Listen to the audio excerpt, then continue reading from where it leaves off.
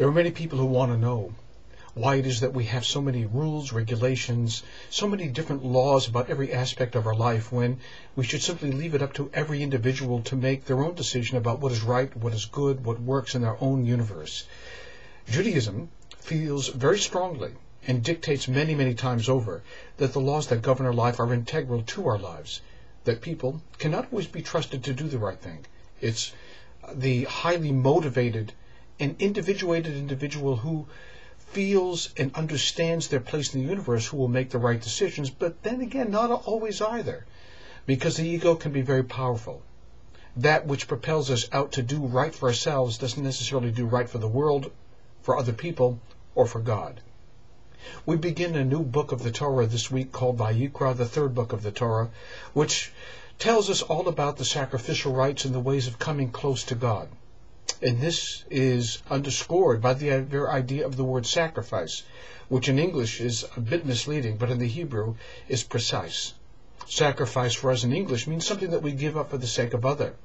But korban, which is the Hebrew for sacrifice, means to come close, the desire of one's heart, the way that we want to feel proximate to God, is ultimately the goal of what this book Vayikra is all about, because it's filled with ideas and the way that we construct our own personal universe of coming close before the Lord God and the way that we interact with Him.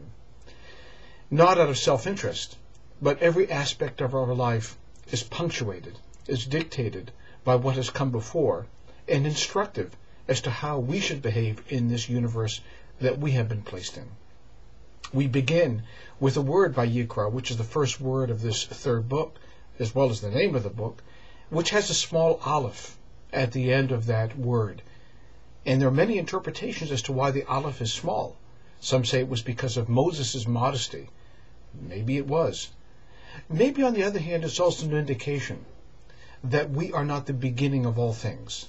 That is to say, at the beginning of the Torah, many of the sages asked, why doesn't the Torah begin with the first letter of the alphabet? We take letters, words, to be powerful forces in the world. Why doesn't the Torah begin with the first letter, A, or in Hebrew, Aleph? Instead, it begins with the second.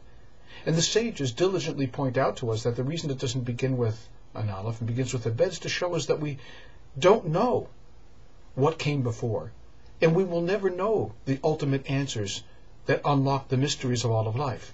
There are some things that we have to understand as an act of faith, that there are some things that are just going to be beyond us. And the true wise human being is the individual that understands that our eyes don't see and our ears do not hear everything, that there are many things that go beyond our ken. And this perhaps is the underpinning of why that Aleph is small at the end of the first word of this book of the Torah, Vayikra, because it reminds us back to the fact that we may want to be dictated by our own heart. We want to perhaps many times decide for ourselves what is right and what is wrong actions, but it's ultimately God and the Torah that determine the ultimate arbiters of what is right and wrong, because we construe things to our own benefit far too often. In Korban, the sacrifices that we offer are the sacrifices of the heart, but even those need to be carefully delineated and marked out. Human beings, flesh and blood, often cannot be trusted, as is said many times over in the Bible time and again.